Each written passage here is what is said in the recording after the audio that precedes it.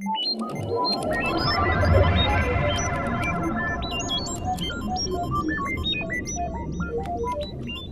everybody.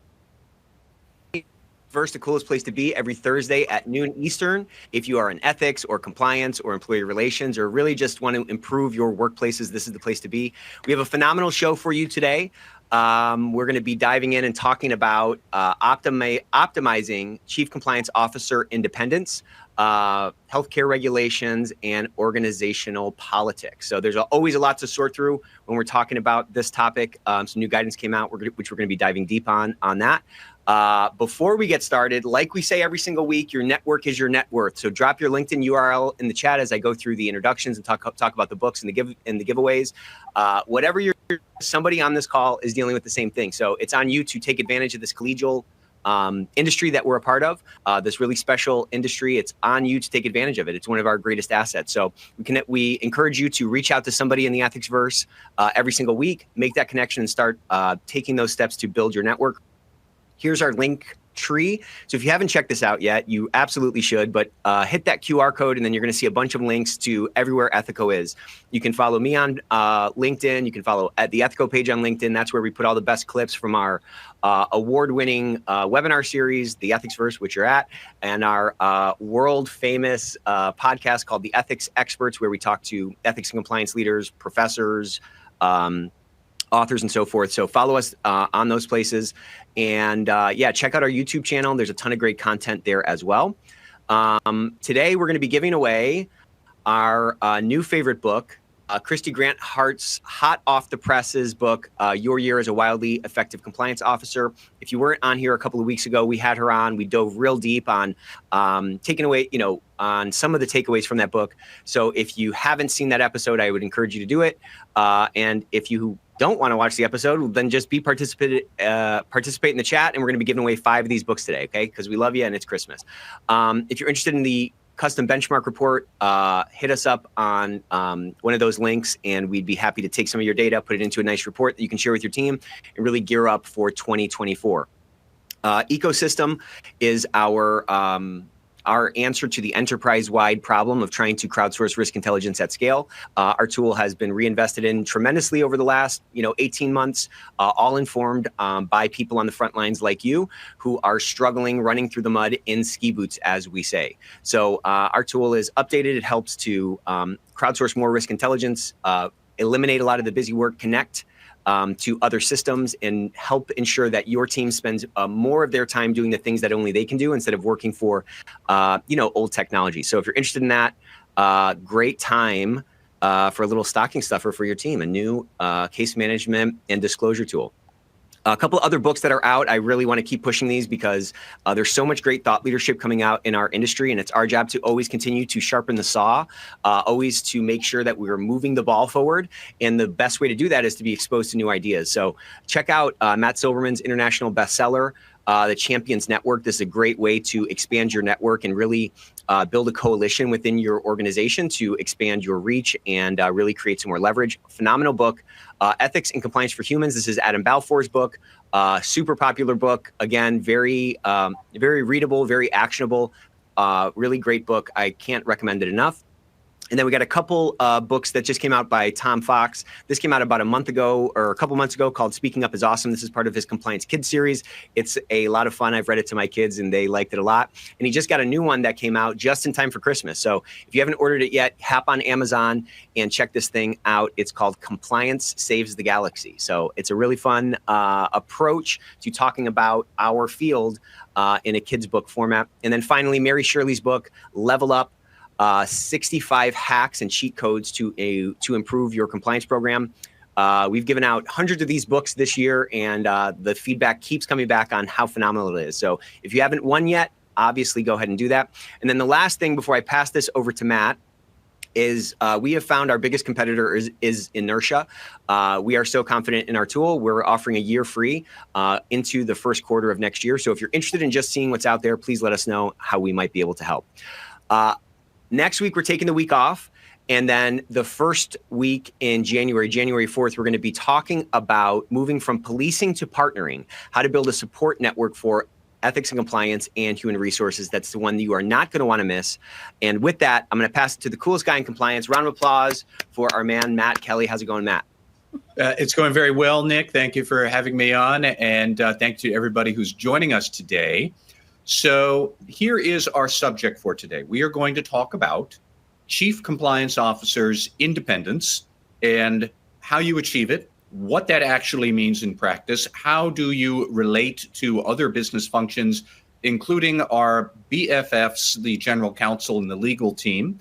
And to kick that off, we actually had a very fortuitous timing that we have new guidance from the Office of the Inspector General of the Department of Health and Human Services here in the U.S.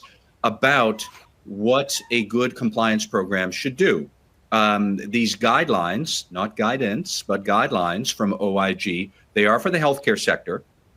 And they very clearly emphasize the importance of an independent chief compliance officer, somebody who is not part of the legal team, not part of the finance team, not part of any other team that might be doing billing or coding, which are prime duties and tasks for healthcare, where they actually did say whenever possible, the compliance officer should just run the compliance program. Now, that is a great idea.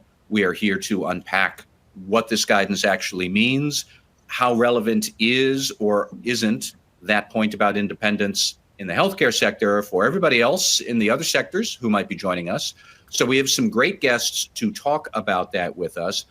First is Leslie Bowles, and Leslie is the co-owner and president of a healthcare compliance consulting firm, Review Healthcare. And Leslie has also worked as a head of audit and compliance at private companies in the past. So Leslie, welcome. Thank you for being here. Thank you for having me, Matt. And also joining us is Ellen Hunt, who is a principal consultant at Spark Compliance Consulting these days. But Ellen also has been head of compliance and audit at the AARP in the past. And Ellen is well known as thinking about this stuff all the time. So Ellen, we are happy to have you here as well. Glad to be here. And let's do a little bit of a plug for Ellen's book club, the 7 Elements Book Club. Ellen, tell us a little bit about it in case folks who are on the webinar haven't heard of it, because I think it's so fun. Well, thank you, Nick. I happen to be part of a group called Compliance Career Connections, and a person there reached out to me when I had said I'd like to do a book club in the midst of COVID. And so we started it. We're in year 2. And Christy Grant Hart will be our author in January. Adam Belfour will be in February.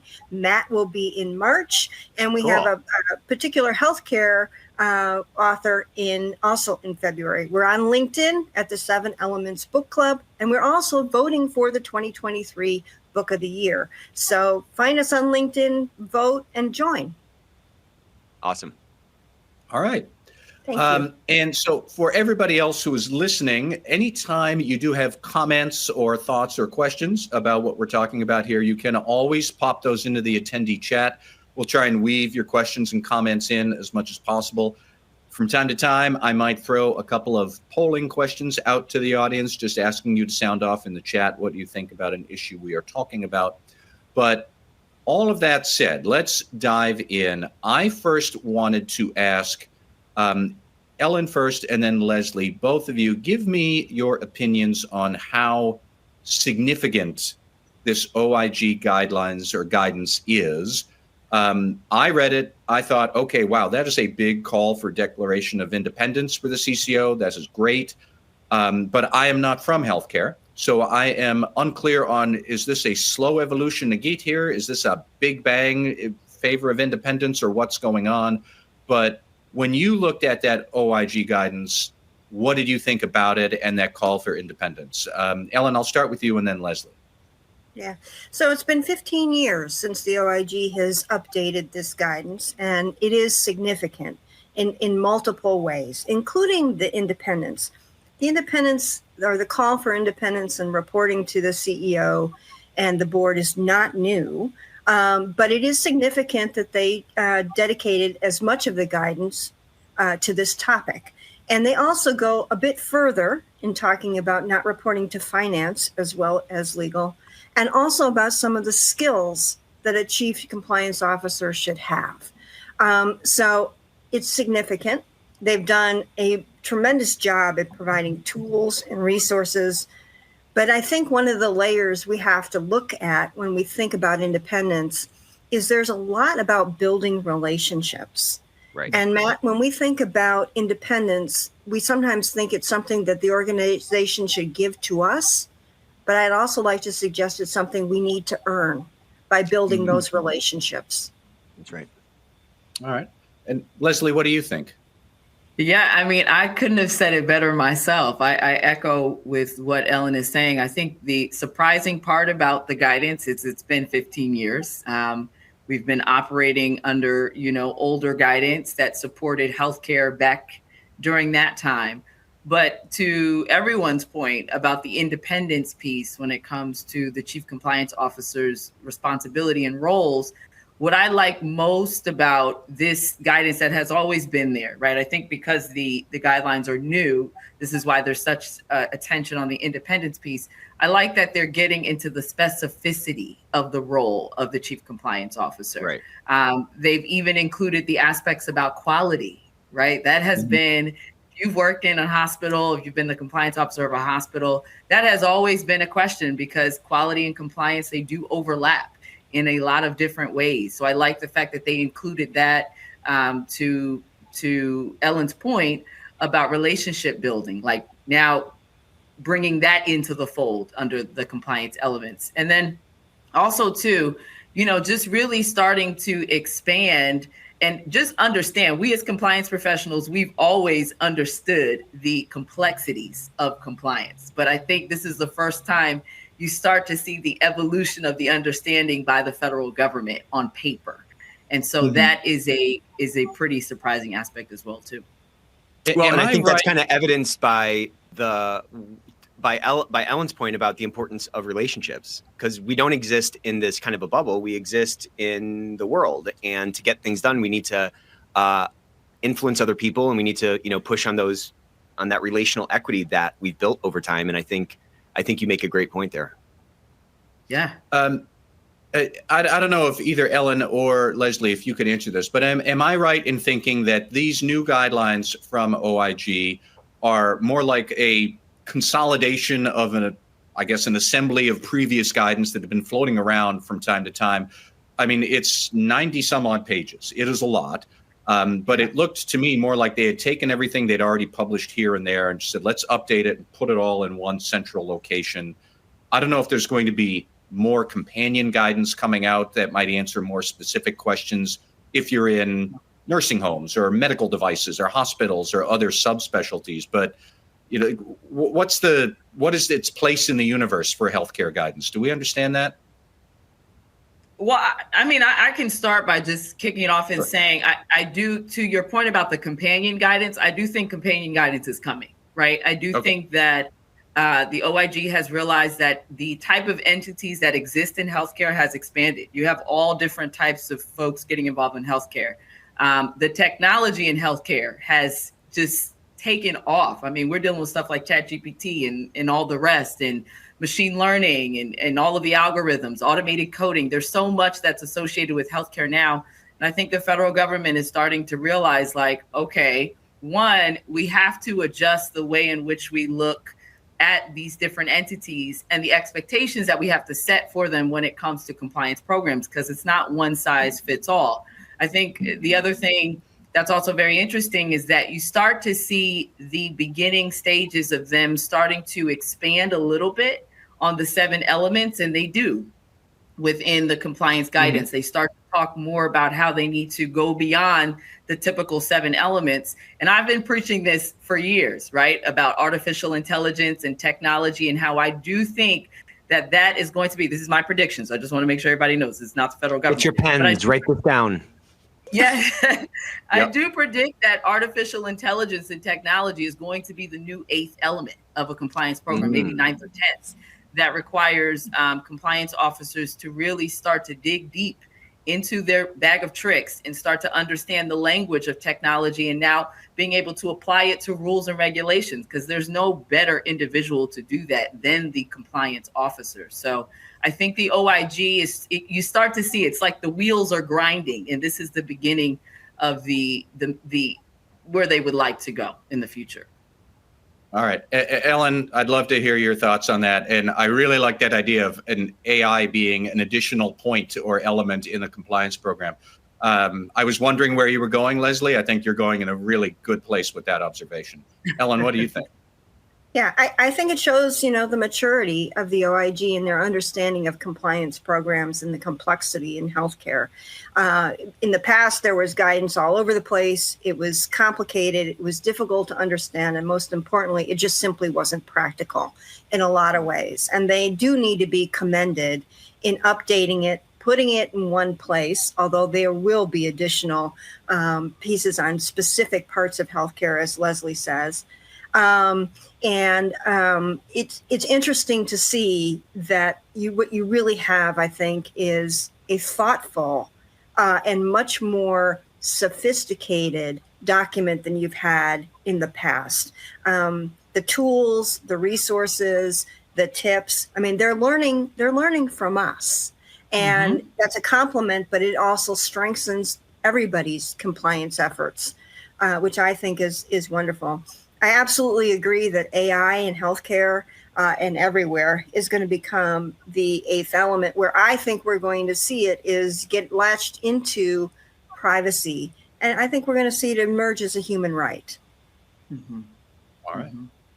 Nick, what's your take on that? You're going to make a prediction about AI and compliance? Yeah, I just think, so I'm still kind of caught up on AI being a human right. So hold on, let me finish thinking through that. Okay, interesting. I think this is one of those technologies that it's going to separate a lot of people in a lot of programs. People are going to fall on kind of just to kind of make it a black and white issue. Some people are going to embrace it, and some people are going to kind of be a little bit like laggards, and they're going to, not touch it until it's all kind of figured out. And I just think there's so much you can do with it without stepping into a line of risk or stepping over that line of risk. There's a lot you can do to start understanding how it works and, playing around with it, that I think the people that end up embracing it are going to end up being, a year, 2 years down the road from other folks who are going to be playing catch up. I mean, it is just, it's changing so fast. I saw a tweet earlier this week that was just comparing Midjourney. Midjourney is this tool that can create AI images. And it was comparing Midjourney from a year ago to Midjourney now. And a year ago, it looked like my, 5-year-old was finger painting. And this looks like, a Pulitzer, prize winning photograph. I'm just saying the level of advancement is going so fast across all these different applications of AI in all these different pockets. It's not clear, obviously, like how the extent to which it's going to infiltrate everything, but I think it's going to be a lot more than we think. And I just think the more fluent we can get with it, or the more dexterous we can get with this technology, the better positioned we're going to be, not only to see the emerging risks that are going to come along with it, but also the better position we're going to be to utilize it to create more leverage for us, over the coming years. All right. So that's the OIG guidance that they have put out. And now I want to circle back to our theme of the day here is really, what does that tell us about CCO independence? Because, okay, the OIG says CCO should be independent. They're not in legal. They're not in finance. They're not in billing. They run the program. That's it. Here's our big, proud declaration. Sounds great. But I'll ask Ellen first, and then Leslie and Nick. Number one, are a lot of organizations actually doing this in healthcare? Do they have CCOs reporting directly to the CEO or the board? And if they don't, because I'm going to guess the answer is no, they're not. Like, what are the obstacles here? Or how are the CEO and the board responding to this call for independence? Are they just kind of shrugging it off? What's going on? Ellen, let me hear your thoughts first, and then Leslie, and then Nick. Like, what are the obstacles to getting here?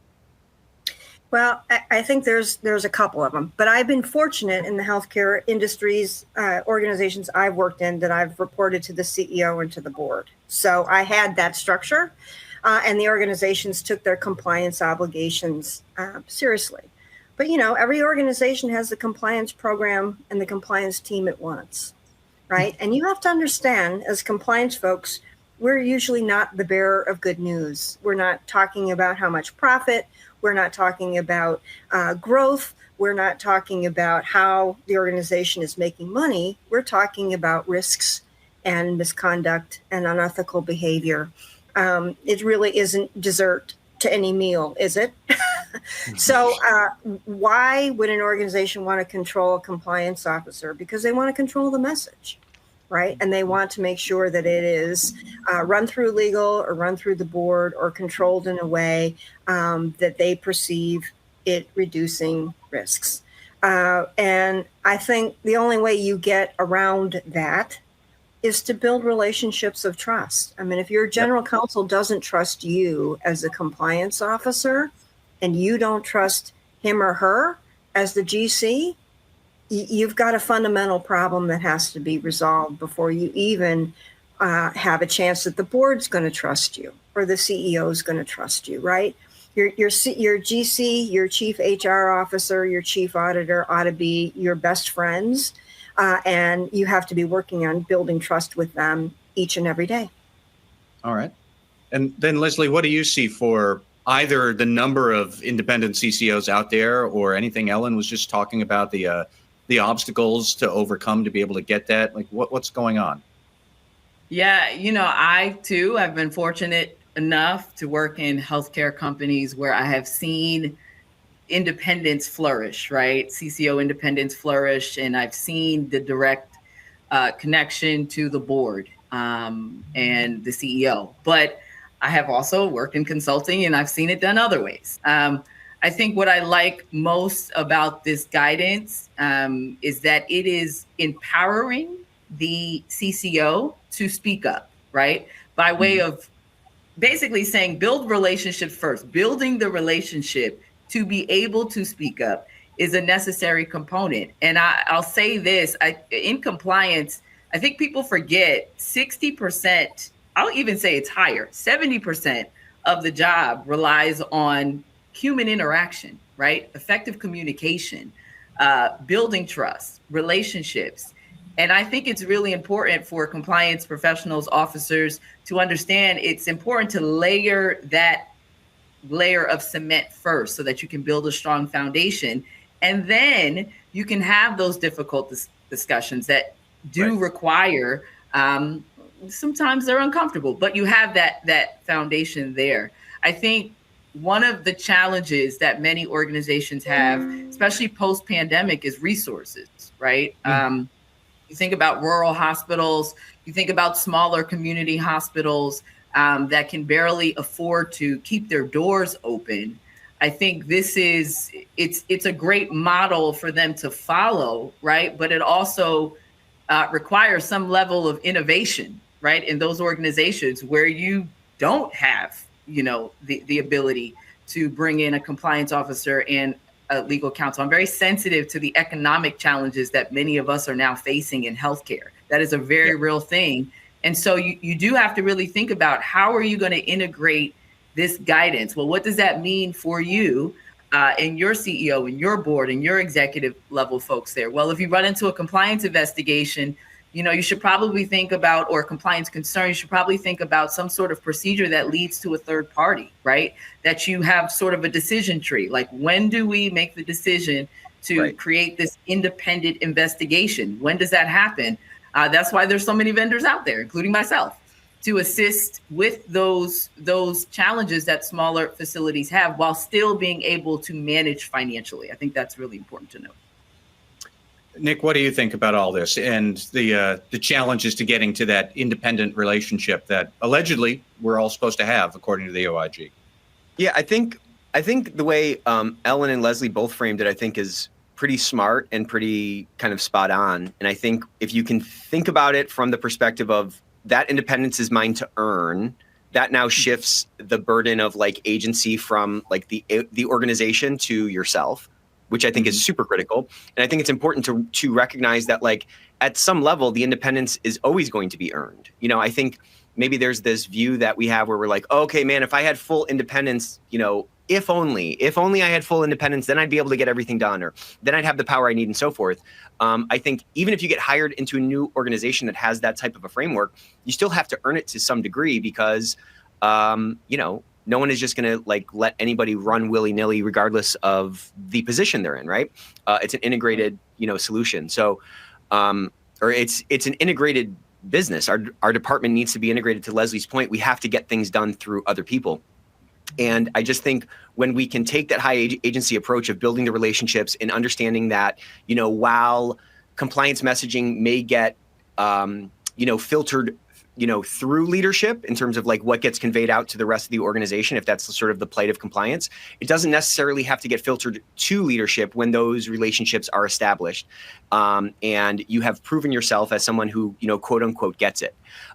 Building those relationships, I mean, if you think about it, we all have this thing called negativity bias. And when we have holes in a story, we fill it in with negatives. And that's about a situation, or that can be about a person. And to Leslie's point, when you come into an organization and you can start to build those relationships, you start to allow for interaction points that allow actual data to fill in those gaps that would otherwise be filled in probably with negativity. And those negativity, that fill-in of negativity can be due to someone's bad experience with a chief compliance officer who didn't get it, or, an ethics team that was, super power hungry and so forth. So taking that little bit of time to build those relationships, I think, ends up greasing the skids a lot and allows for the establishment of actual independence versus the granted independence I think a lot of us are hoping for.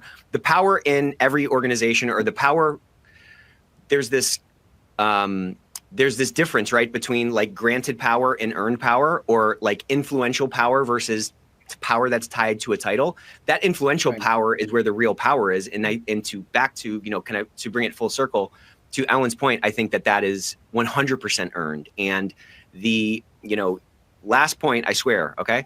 But Ellen said something that, has been kind of rattling around in my brain, that every company has the compliance program they want.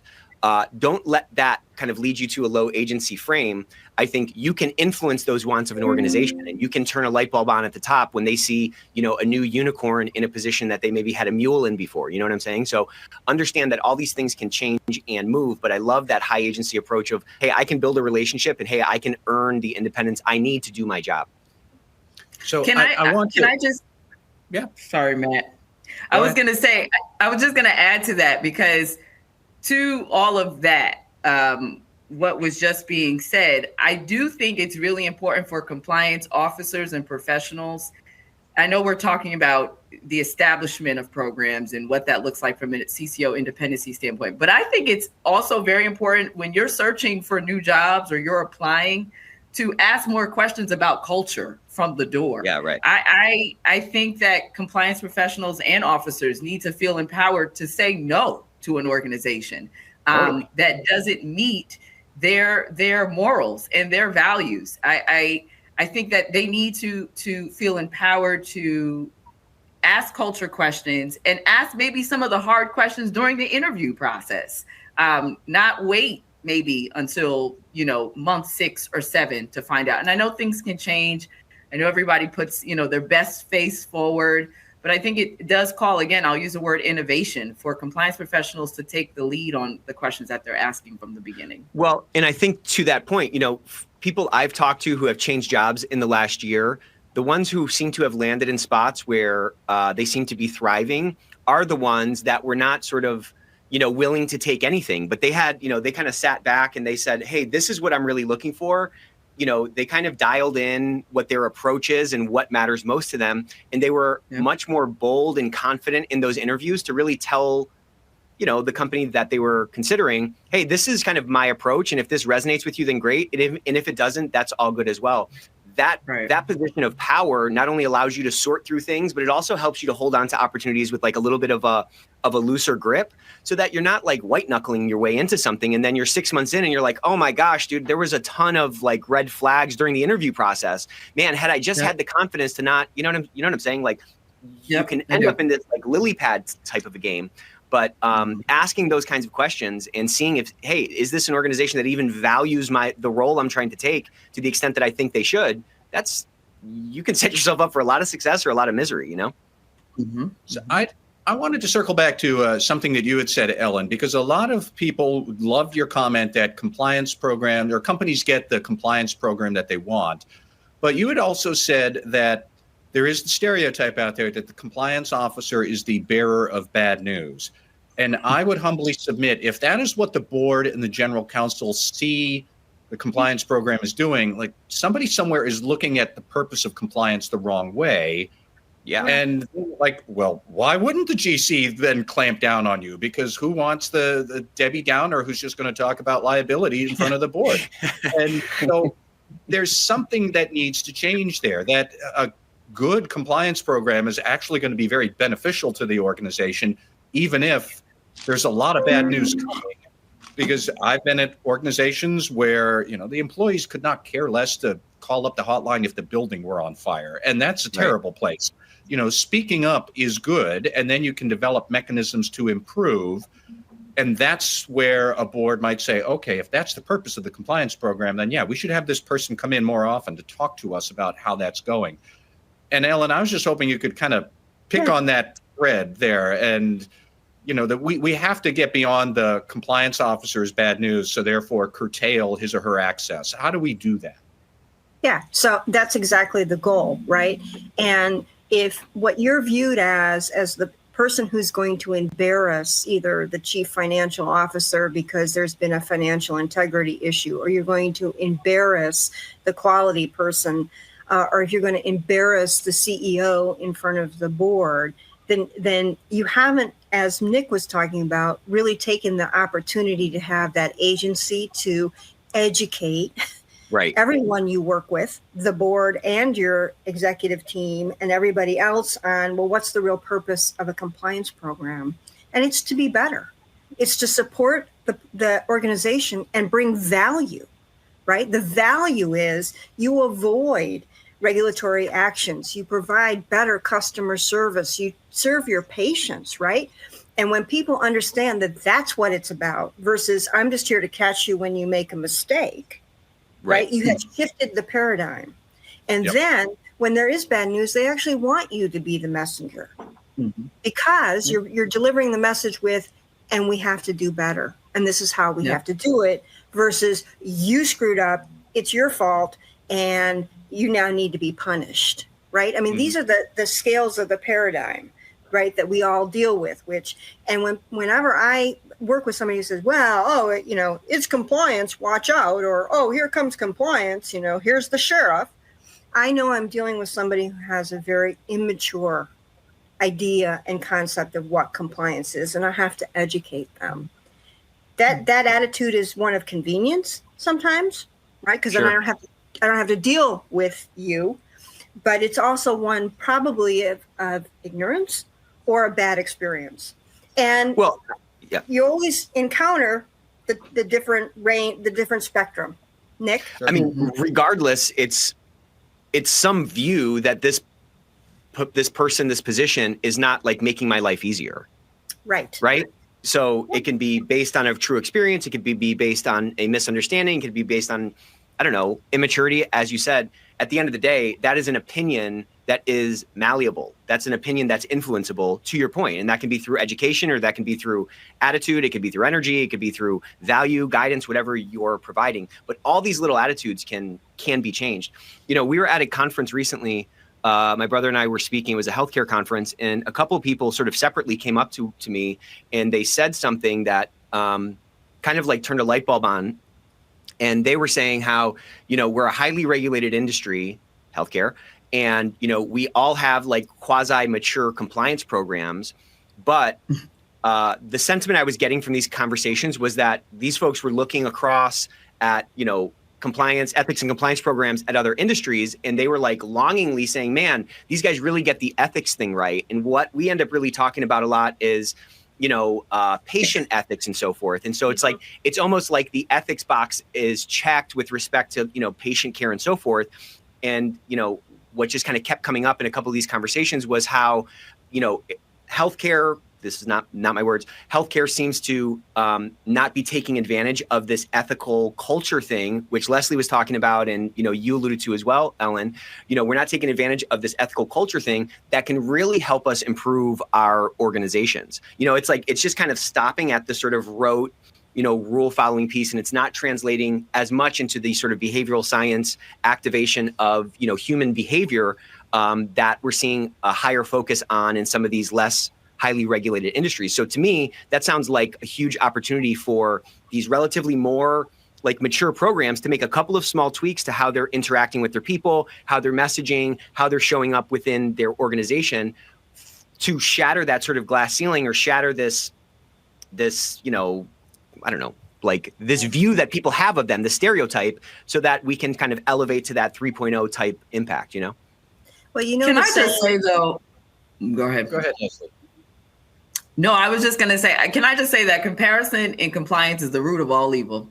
That is the number one reason why people struggle with their own individual compliance programs. I think it's great that we go to conferences. I think it's great that we share stories. I think it's great that we do all these things, and we have people who are super compliance officers with super compliance programs. They're very well supported, but there are so many different factors in healthcare that changes the way in which compliance programs are developed. And I think what the pandemic has taught us, that we need to teach compliance officers, yes, we need to teach them the 7 elements. They need to understand all the good stuff. They need to know best practices. But you also need to learn how to evaluate your own organization. You need to learn what is important to your organization, right? What are their strategic goals? What are they focused on, right?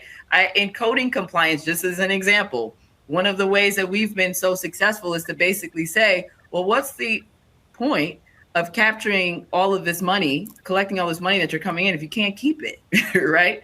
If the government's just going to come back and recoup it. So let us educate you and also teach you the compliant way to do that so that you can actually keep the reimbursement that you're receiving. I think the other thing that's really important to understand for compliance officers is, I think sometimes in all of the things that we have to do, right? We're responsible for the plan, the program, the this, the that. Oh, someone's calling, someone's cousin looked in someone else's record. Now I have to call. It's all of this stuff, but I think it's also really important to highlight the educational aspect. Education is key. No one knows as much as you do when it comes to this regulatory thing. They don't. That's the number one reason why they don't like you. They don't know. They have no idea what you're talking about at all. So you're coming in with all of your guidance, your books, your regulations, your this, your that, and then your team, and they're coming with all their stuff, and it can be intimidating. And I think I learned that the most when I was working in private equity. I did. Private equity gets a bad rap, but I think that the one thing that I did learn about private equity is that they did not know, right? And they required education. So I sort of shifted my mindset. Instead of saying every day, this is crazy, I don't know how I'm going to maneuver through this today, I created educational plans that kind of helped to ease the situation that we were having. And it just opened up so many doors for me. So that's my little rant that I had to share. Yeah, and those guys are super opportunistic, right?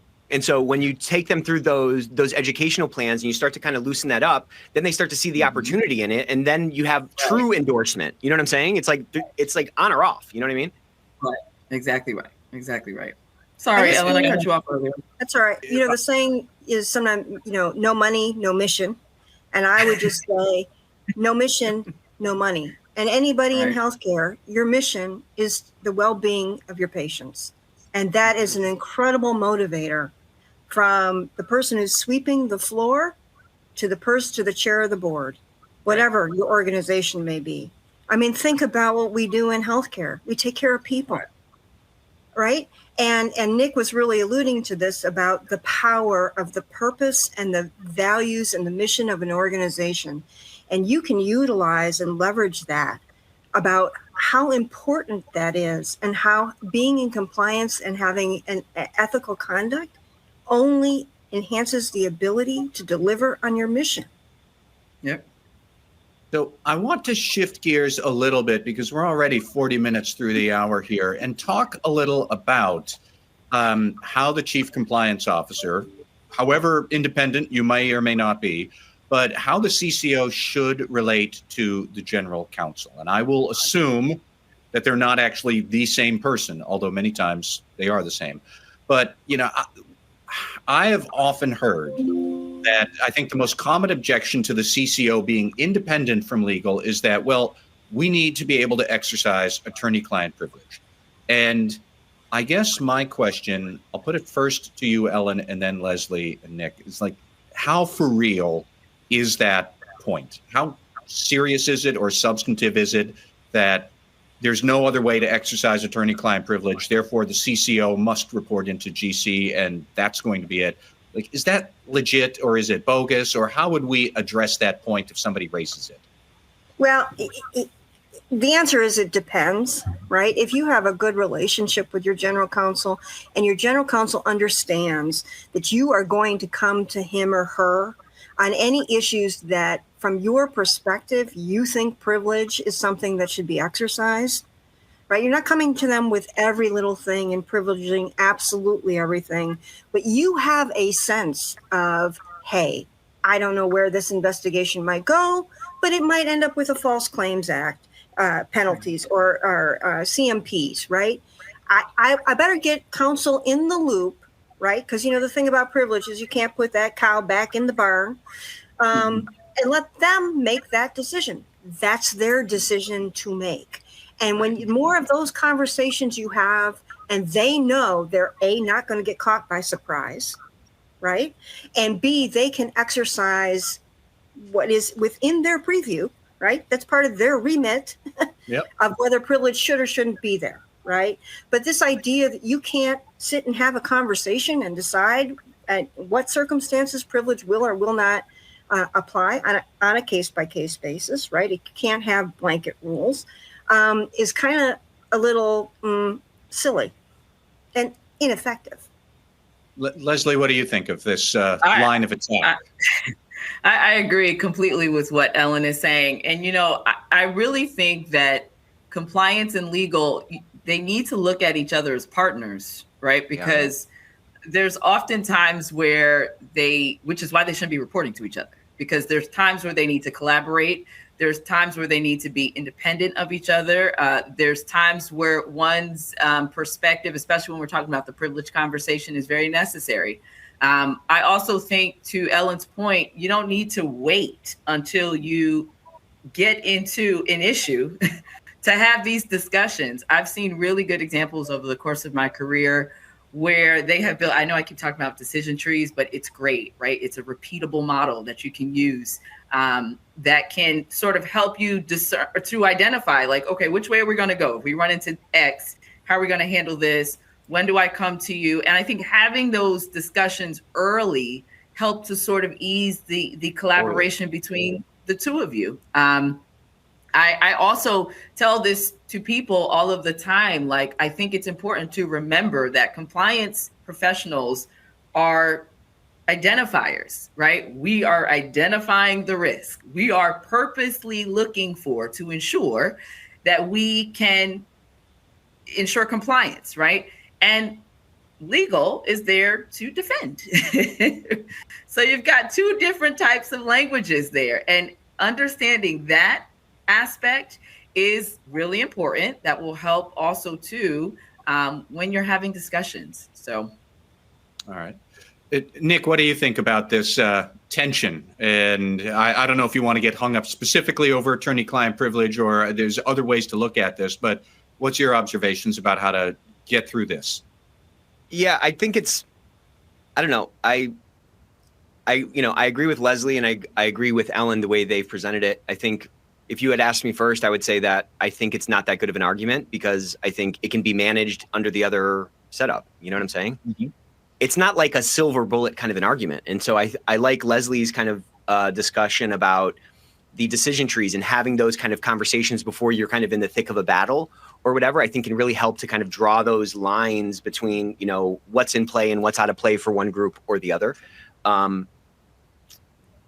So that's kind of my answer. I think that saying, well, we need to be able to maintain independence or we need to maintain client privilege. It just feels like kind of a weak argument because there's a couple ways to achieve that in other setups, you know? Well, what strikes me, going back to the OIG guidance, it says, the compliance officer should not be part of legal, should not be part of providing legal advice. And the first time I read it, I was kind of thinking, well, what exactly are they supposed to do, or how's that supposed to work? But I really liked where, Leslie, you were talking about they're supposed to be partners, so they can't report in, or one can't report into the other. But, both Leslie and Ellen, you're talking about having an effective partnership, clear lines of communication. That's what the OIG wants to see. And if you have it, then, if we want to get hung up over attorney-client privilege or where the CCO is on the org chart, I suppose we could, but it's more like if it's independence in function, I think OIG would recognize it and say, yes, that's how it's supposed to work. You are independent, and yet we don't have the general counsel breathing into a paper bag over attorney-client privilege phantoms. Exactly. Seems like that's where we want to go with this. Exactly. Yeah, and I was just going to say, think about it from this aspect. Let's say you have a compliance investigation that involves general counsel. You Good idea. we laugh, but it's a real thing, It right? happens. Like it actually happens, which is why the OIG, it's basically stating that no one or no thing is off limits for compliance. It's not. And the reason why it took me a long time to figure that out, especially as a younger compliance professional, like, oh my God, the legal counsel would do that? Absolutely. They're humans, and humans are going to make mistakes. And so having that independence is not necessarily just a protection from legal. It's a protection so that you can carry out a fair and safe investigation that is not biased at all. Because for some organizations, it may be your CEO. It may be a member of your board. What now? So that's just something to think about there, which is why it makes sense what they're putting in writing. Right. Okay. I had another practical question here. Let's say the board and the CEO say, okay, you are now independent. Here's your own little row on the org chart, via con Dios. And I guess my question is more like, what else should you be looking for to be able to be independent in practice and in function? It's got to be more than just, I don't report to the GC and I have my own line on the org chart. There's resources that you might need or respect or influence. Ellen, let me start with you and then Nick and Leslie, but what else goes into being a successfully independent compliance officer? Well, you have to be seen as a valued business resource, right? You can be as independent as you want, and if nobody cares what you have to say and the kind of advice that you provide or sees that you're providing any value to the mission of the organization, who cares? Right? Your independence is really about the fact that you are going to, and Leslie talked about this, you're going to provide objective, unbiased, timely opinions, advice, and direction when needed.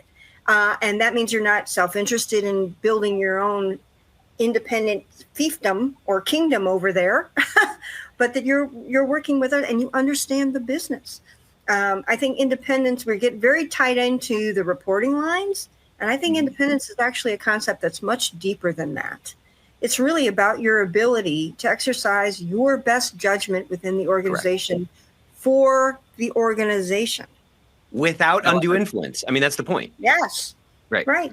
And this whole thing about the separation of the, GC and the legal is, OIG, at least in the past, really came from a perspective where they thought legal was obstructing, right? A thorough, timely, complete, fair investigation, and then obstructing self-disclosure, right? Yep. So that influenced all the verbiage, that influenced all the commentary, Yeah. Right. The defense. Yep. Leslie, what else would you recommend for the sort of practical ways to be independent and not just independent like my house cat, who clearly thinks he's in his own world and that's that?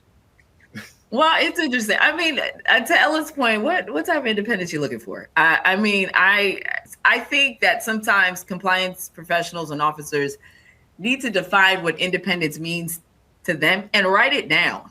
Yeah, because exactly. sometimes we just think about it and we're like, we want to be independent. Yeah, we should be independent. Yeah, we should control the purse strings. Right. Exactly. Like, what are you talking about? Are you talking about the ability to, if you're going through an investigation, to increase your budget? Okay, well, then you need to have a conversation with your CFO about that. If you need more resources, if you decide that you need to, go around or go over someone, you need to define, what does independence mean for you at your organization, write it down, and then read it back to yourself and say, oh, okay. Well, this doesn't make sense. This makes sense. This doesn't make sense. Yes, and share it with your organization. Understand what you're talking about. Exactly. And I've seen the. Go ahead, Ellen, because we're speaking the same language. And maybe empowerment is a much better word than independence. Yes. Well, I think they conflate those. A lot of us conflate those things, and we say, okay, well, if I'm truly quote unquote independent, then I'm empowered and I can get the resources I want and I can, influence that tone at the top and so forth. But technically, what independence is meant to truly achieve is being able to objectively, approach a problem without that undue influence that might create a conflict of some kind of interest that would lead to a different conclusion. I mean, that's what the point is. To be effective. That's it. Yep. That's right. That doesn't entail, and I think sometimes we think, oh man, we don't have the power we want, or man, I'm always swimming upstream and I can never get the resources I want. And man, if I just had the independence of sales or the power of marketing or whatever. But I think it's important to recognize that there's no position in an organization, in any well-run organization where governance is even, on the table to any degree, where anybody kind of has carte blanche to do anything, right? There's all these different, controls in place, and so that, no one can kind of go too nuts at once. So I love that idea about writing it down and really thinking through, well, what am I actually asking for? Is it just empowerment? Well, if it's empowerment, I have agency to create that through influence, through relationships and so forth. If it's truly just independence, well, I can act in an independent way, irrespective of what the organization thinks of me. It's a question of how influenceable I am in the course of what I'm trying to do. You know what I mean? But that empowerment thing is really what I think a lot of folks are after, and they conflate them. Right. And I mean, you have to accept your reality. Compliance is not a revenue generating department. No one's going to ask you, how are you feeling today? Nobody cares, because you're not generating any revenue for the business. And I think I say it like that. I didn't understand that until I actually became a business owner myself, right? And how the lack of a non-revenue necessary department can be somewhat of the last thing on your list. It can, but it's a necessary piece, and you have to be able to speak up for yourself. You have to bring it to the table, because the natural response is they're not going to call on you first to see, do you need more FTEs? How are you feeling today? Do you need a raise? They're not going to do that. You have to do it for yourself. So I think it's just accepting your reality and being okay with it is the other thing. Well, also in doing it for yourself, let's not let the fact that we're, a necessary, as you said, or not revenue producing kind of limit us, because you can show value a lot of different ways. And what my grandfather would have, the advice my grandfather gave me back in the day before the internet and everything was pal, whoever controls the purse strings has the power. That's what he would say. And I think if he was alive today, he would probably also include data in that. And so we have this really unique opportunity to be this, let me just make this point. You guys are going to love this. Get ready. Okay. So Wendy said compliance in legal, compliance in IT, compliance in audit, compliance in HR, compliance in communications, compliance in business. The list goes on and on. We all need to be partners. And I think that's right. And that's why I love this example or this analogy of ethics and compliance being this circulatory system of the organization. Because which organ in your body does the circulatory system not touch? It touches all of them, right? It interacts with all of them. All these different organs have these different specific purposes, and they're organized in a specific way to do that. Yet the circulatory system is what makes it all work together. And if you think about ethics and compliance's job is to provide, guidance to the point of risk, right? Provide insights to the organization, and then crowdsource risk intelligence from all these human sensors in the organization. If that's the job, well, now we have an opportunity to really start being an aggregator of a lot of data if we're using our tools right. And so if we're using our, if we're aggregating a bunch of different types of data and a bunch of different types of information, and we're the owner of that information, well, then now and people can see that there's a lot of value in that data pool we have, the odds of us being pulled into this to provide more insights or to provide more perspective or to, talk about some added dimension to a problem becomes like people are pulling us into it because they see the benefit in it. And we're not just, waiting with the tin cup full of pencils, hoping someone's going to buy something from us. You know what I'm saying? Right. So we have about 5 more minutes. I wanted to sneak in one more sort of practical question here, because I think a lot of people listening would agree with everything we're saying at the theory level, but a lot of compliance officers will be at, and Leslie, you pointed this out earlier, they'll be at smaller companies. And I do wonder if there is any advice we could give to them where it's just a matter of dollars and cents. No, you're not going to have a standalone compliance function. You are going to be paired up with something else, or, you're not going to get the resources you need because you are a nonprofit, you're a rural hospital, you are, I don't know what other sort of businesses, but smaller businesses are going to struggle with a lot of this, I think. So I was wondering if there are any other tips or advice or encouragement that maybe Leslie, you could start, and Ellen as well. Like, how can they take what we have been talking about, which might be great at a Fortune 100 healthcare company? How do they scale it down to the smaller business? What would you say? Yeah, I mean, I will say I find one of the things that we have been doing for a lot of smaller entities is education. Right? What they're doing is they're educating themselves first, because I think the challenge that smaller organizations have is the lack of finances, the lack of resources, and then also although well-intended, they're not very educated on these areas because they're just operating, which I get. Mm-hmm. And so I think taking the time to educate is the first step. And then determining how you can then take that education and apply it to your organization by using maybe third-party vendors, by using, consultants. I've seen, just as an example, smaller community hospitals who can't necessarily afford, this is a real thing, they cannot afford a chief compliance officer's salary and benefits. That's their reality. They can't afford it. But what they will set aside, because now they're educated, whatever the frequency is, we're going to set aside this amount of dollars for consulting so that they can come in and do this. We can, bring it to the board. We can justify it. We can rationalize it. And I think that's great, right? I think it's really, because there is room somewhere. You just have to educate yourself first and then make a decision. So Ellen, give us your advice along these lines in a minute or so. And then Nick, I'll let you wrap it up for us with the last word. Okay. Yeah. Education leads to understanding. Understanding leads to cooperation. Cooperation leads to partnerships and trust. I mean, I think it's spot on. And they don't know what they don't know. One surprising thing in the OIG guidance is when they talk about small entities, they're like, it's okay if you don't have a chief compliance officer. So they understand that the smaller entities do have restrictions. But I would just say, your network is your net worth. There are lots of free resources. Take advantage of them. Make friends outside of your organization. Call them up and ask them, because some of the problems you have, maybe other people have already solved, and they can help you. All right. On this question, we had Danielle Herrick on the ethics experts about a week or so ago, and I would encourage you guys to listen to that episode because she ended up working in a startup, and she had to deal with exactly everything we're talking about here. It was a startup environment, kind of, aggressive entrepreneurial leaders who were trying to kind of navigate their way through a new market. She had to kind of pick and choose her spots, not only in terms of like what resources she was allocated and like what she had to build first and so forth, but she had to really establish ethics and compliance as a business partner within the organization, which can be very difficult in a startup environment, especially if you're coming from a large organization.